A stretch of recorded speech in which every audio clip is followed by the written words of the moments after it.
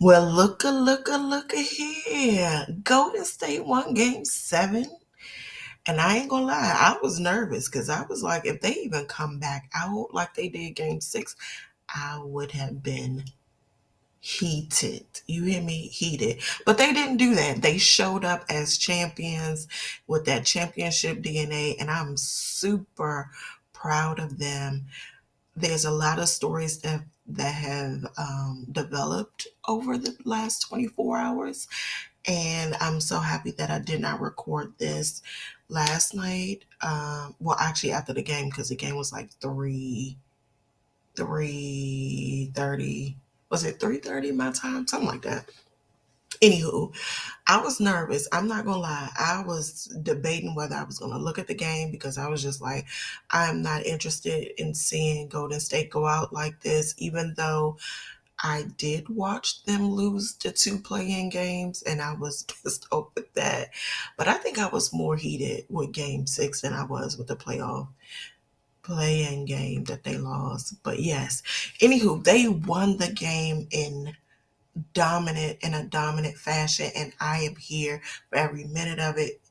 They won by 20 points, and I love these stories that have came out today.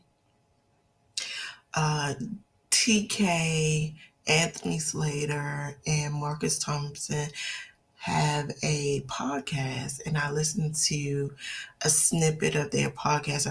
I don't know if it was going around on Twitter. I know that I followed their podcast on my Apple podcast. However, I just heard a snippet of this particular soundbite. So, what was said was that after game 6, Steph, Clay, and Draymond were in the locker room by themselves, not saying anything to each other, just taking it in, taking a moment in. Um, yeah, so they really didn't say much. And actually, Draymond confirmed this on his podcast today. And another thing Draymond said, and actually someone on Twitter uh, did like a photo, like took a snapshot of parts of the article by Marcus and Shams. And I was reading, I was like, oh my gosh, I have developed even more respect for Steph, Clay, and Draymond. I've developed even more respect for them. I adore them. I don't worship them or nothing like that, but I appreciate who they are. Appreciate even these stories that have came out about them. So I'm gonna recap real quick, and then I'm gonna go into the game. So according to Draymond and Marcus Thompson, Shams, and then Anthony Slater. I did see his YouTube video talking to Marcus Thompson, who confirmed this story that Steph called. Well, no, let me go back. So Draymond couldn't sleep. He texted Steph and Clay. Originally, he was going to text the whole group, but instead, he only texts the big three. So of course, as the running joke. So if you are a Warriors fan, then you know the running joke is Clay don't really respond to messages, text messages, and phone calls and all of that stuff. So that is the running joke for years. Um, so of course, Draymond said in Clay fashion, he does not respond at all. Well, I ain't gonna say at all. He doesn't respond. But Steph text, so Draymond text at 3, Steph text back at 6, and he was saying that he couldn't sleep. So they discussed how embarrassing and the things that they need to do, how they need to have a team players only meeting, and Draymond was going to lead the discussion. Draymond typically leads the discussion, as everybody knows. If you're Warrior fans or follow, and even if you're not a Warriors fan and you follow the Warriors, then you know that Draymond Green leads 95% of the conversations when it comes to team players, right? So Steph said, no, let me take this on. And Steph don't really talk a lot. And what I read on the article from the person who took snapshots of the article, that's kind of rare for Steph. Steph doesn't really address the team as a whole. He's usually the type of person that will talk to the player one-on-one, which I think both works. One of the things I will say that Steph, Clay, and Draymond definitely complement each other. Like, I feel like their success is is in is beautiful because they all three of them need each other because they bring out something different in one another, and I like that about them. So with that being said, Steph does meet with them, the whole team, and he lets them know, he basically gives them an ultimatum. Like, if you don't want to buy into your role, which I've been saying that on Twitter all year long. Like, folks need to buy into their role. That's how Golden State has been successful all these years. Any team, not just Golden State, any team, if you plan to be successful, everybody has to know their role, buy into it, and be focused on the bigger goal, the common goal. Individual stuff cannot be in that. And then if you do have some individual accomplishments that you want to accomplish, then you need to communicate that and make sure everybody that it doesn't get in the way of the common goal of the team. Because everybody can win on their individual level as long as you don't compromise the team's vision. Like, do your thing with everybody being clear and understanding of what you're doing, but also it doesn't compromise the bigger picture. So he may mention that everybody needs to buy into their role. If they have any feelings about or their emotions about not playing any minutes or limited minutes, etc., then stay home. And if you get on the bus, then that means you are verbally agreeing, well, not verbally, but you are agreeing that you are going to show up as a teammate, buy into the role, and be committed to winning. And he promised that he would help them win. And he delivered in a dominating, dominating fashion. Do you hear me? He delivered. He delivered. And I respect that so much of him. And I first heard about the story through KJM, which is Max Kellerman, Jay Will, and what's his name? Oh my gosh, I'm drawing a blank. Keyshawn. Keyshawn, I don't know Keyshawn's last name right now, but Keyshawn. I was listening to their YouTube commentary on Steph's game, and sure enough, Jay Will brought this story up. So I first heard it there. But I am totally excited, and I hope that Steph, Draymond, and Clay stay together because I'm telling you, they have literally blown my mind, and I have a deeper level of respect for them even after this. Because game 6, I was livid. You hear me? Livid. Livid. But let's get to the game because the game was super exciting. Super exciting. And then I will congratulate the Kings at the end of the video. So let's talk about the game. So Moody showed up in this series. He got his playing minutes, and he delivers according to his name. His nickname is Stay Ready. That man stay ready. He got in the game, hit a three. He played good defense. He didn't blow too many assignments. I think he had one. It was either a foul or a turnover.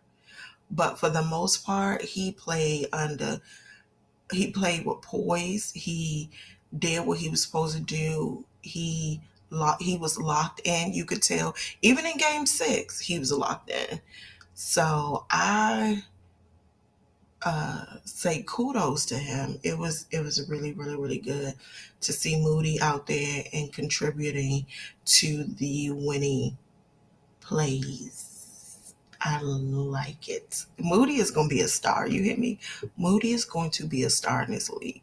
If he keep it up, he is going to be a star in this league. Um, GP2 was good on defense. He definitely was into De'Aaron Fox side for the most part. A couple of times he blew some assignments. There was a point. I can't remember who shot a shot. I don't know if it was Clay. It was somebody that shot a shot, um, and he grabbed the rim, and so they called it into basket interference. So, um, but for the most part, GP2 definitely was doing what he needed to do on the defensive end. I'm super excited to have him back. I hope he's well. I know when he checked out, he had a lot of fouls too. I was like, he fouling way too much. Um, but I hope he's okay because I saw that I heard the announcers mention that he had went to the locker room when I think he got like his third or fourth foul or something like that. So I hope he's okay. Because we need him for the long road. Long run, I said long road, the long run. If we're fortunate enough to get to the Western Conference finals or the finals, we definitely will need him in his defensive master class along with and um, Draymond Green and Andrew Wiggins. And Kevon Looney. And Steph actually showed some He showed that he came alive on the defensive end in this game too. I was like, okay, Steph, you better show them. Look, you ain't no bad defender no more. You better show them that you can defend. I was like, you better come on, Steph. Um, yes. So some key plays. Moody 3-point shot, one of my favorite. Definitely going to be in my top 10. One of my favorite plays, but it did not. It it didn't go as we all wanted it to be, but I was looking forward because I kept saying, I want to see an explosive dunk. Like, I want to see Andrew Wiggins give us an explosive dunk like he did um, in the playoffs last year. And I think it was either the third or the fourth quarter, and he went up because it was off of Steph missed three, and Andrew Wiggins went up to do a powerful dunk. But it was too powerful because the ball went right back up in the air. But I'm trying to tell you, if he would have connected that dunk, if that dunk would have went through, oh my gosh, that would have been an extreme highlight. You hear me? An extreme highlight. Steph was just doing everything. He was everywhere. He put the Golden State Warriors. Actually, it was in the third quarter. It was in the third quarter. Steph put every warrior on his back and took them across the finish line. That man has a wide back because he put on a master class on the offensive side. And I'm just trying to tell you, he did everything. Everything. He got 50 points. He said, we're not going to lose this game. He kept his word to his teammates, and he delivered every, he delivered on his word. So Kevon Looney, I believe, had 21 rebounds, I think it was. He had 21 rebounds, I believe. 21 or 22, something like that. It was between 20, or I should know. I don't have my phone. It was between 20 and 22 rebounds. Kevon Looney definitely delivered. That man took it personal. Like he said in the Memphis series last year, when Memphis dominated Golden State on the glass, and he came back the next game and had 20 plus rebounds. He said he took it personally. And so I think he took this personally, because in game 6, the Kings definitely gave them more, well, definitely had more rebounds. So, yes, Kevon Looney, Steph Curry, and Klay Thompson. Klay Thompson did not give up, even though his shots weren't falling in the beginning. He hit a couple of big, huge shots in the third and fourth quarter. One of the things, another thing that Draymond Green said, and this is how you know that these three are just phenomenal together. So Steph, yes, he put everybody on his back, and he kept making shots after shots after shots, because Andrew Wiggins, like a lot of their Andrew Wiggins and Klay Thompson was struggling offensively. So Curry just was like, you know what, I'm going to take over because we're not losing this game.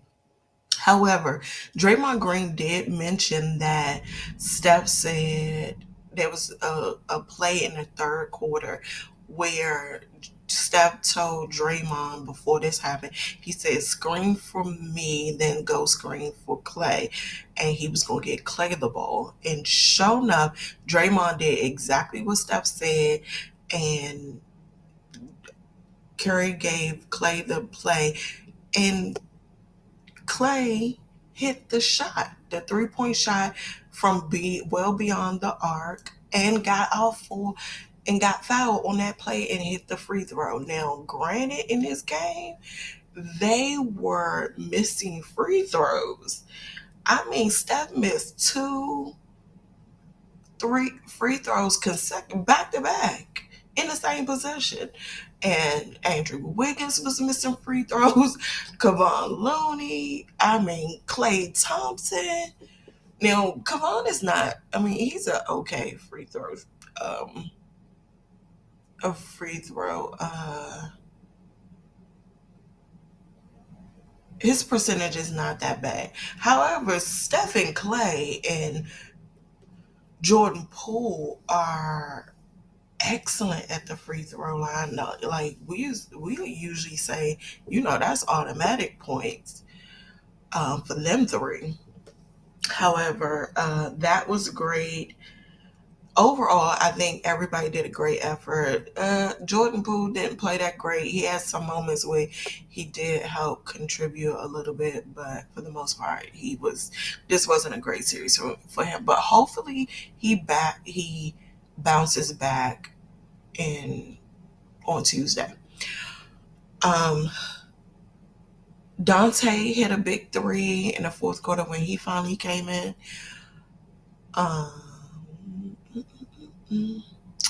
So yes, everybody did pretty good, like no complaints. So happy for all of them going to the second round. Now, what I would like to see for round 1 I mean, not round one, round two, game one against the Lakers. I would like to see Kaminga get to see the floor, Jermichael Green, because we gonna need some people with length. Yeah, I would like to see them get some minutes there. Now, um, I hope they lock in and be ready on the defensive end. And I hope that also they don't have to, like Steph or Draymond, don't have to keep having these team players meetings. I hope they really get in their head. Like, this is the playoffs. Like, you cannot be so focused on who getting minutes and who not. Yes, I understand. I'm pretty sure it's frustrating. I don't understand because I don't play professional basketball. But I do know, or I can, well, let me not say I know because I don't know. I can only imagine, is what I want to say. I can only imagine that these moments can be very frustrating because you're passionate about your craft and you're not able to play. However, when you get in there, like for an example, for Jonathan Kaminga, like you cannot get in the game and not get rebounds and contribute and then think that you're supposed to still get minutes. Now, granted, now here's the balance to that. Steve Kerr, you can't just punish him either when you give Jordan Poole a long rope to keep messing up. Like, if you're going to bench one and not let them play because they not playing their role, then you got to do that for the next one. And yes, we may need Jordan Poole's points, but at the end of the day, Jordan Poole didn't really give us much this series. Like, yeah, he gave us some points here and there, but he hurt us more than he helped us.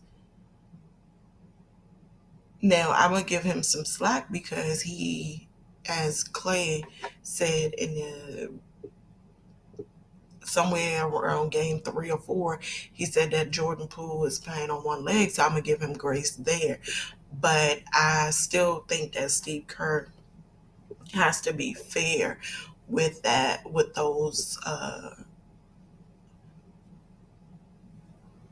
with the level of tolerance for players. So if Jordan Poole you have a high tolerance for Jordan Poole to just go out there and muck up the game, then you need to have some grace for and a high tolerance for JK, or bench both.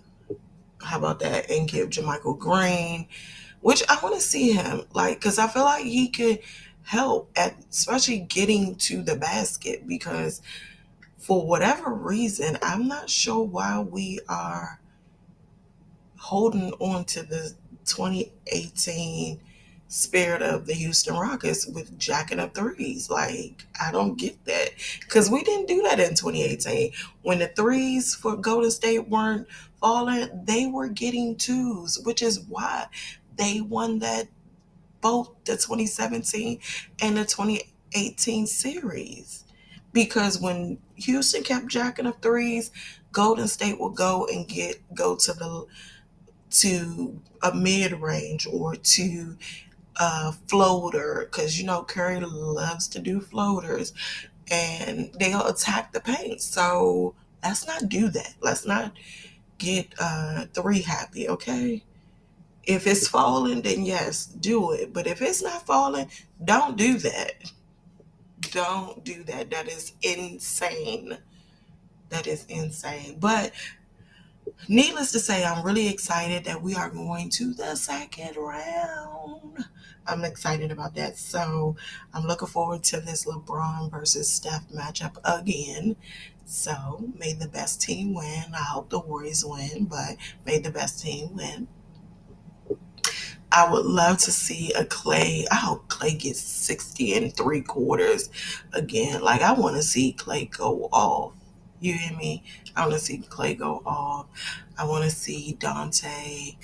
I want to see I want to see Dante. Yeah, I want to see Dante get back to what we enjoy seeing him in the regular season get back to his game because he is a joy to watch. I want to see GP2 masterclass, defensive masterclass. I want to see some dunks.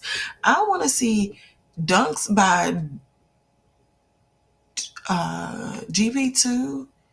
Andrew Wiggins. I am waiting for that explosive dunk.